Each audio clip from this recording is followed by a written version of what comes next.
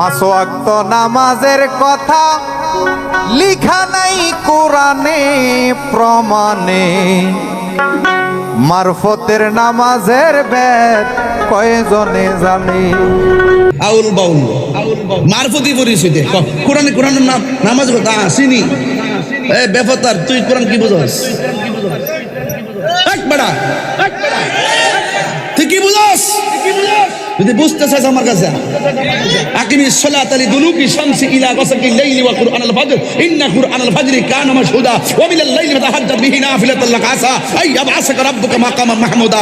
আকিমিস সালাতা লিদুলুকি শামসি ইলা গাসাকিল লাইলি ওয়া কুরআনাল ফাজর ইন্না কুরআনাল ফাজরি কানা মাশহুদা। এই আয়াত পড় তাহলে বুঝবি ফজর কোনটা, যোহর কোনটা, আসর কোনটা, মাগরিব কোনটা, এশা কোনটা। তোদের মতন ফাইসলামির কারণে আজকে সুন্নিয়তের বদনাম হচ্ছে। তোদের মতন বেয়াদবদের কারণে এই সমস্ত মন গড়া মারফতের নামে মরার বাণী উপস্থাপন করে আজকে উলামায়ে কেরামরা কলঙ্কিত হচ্ছে। কথা বলেন।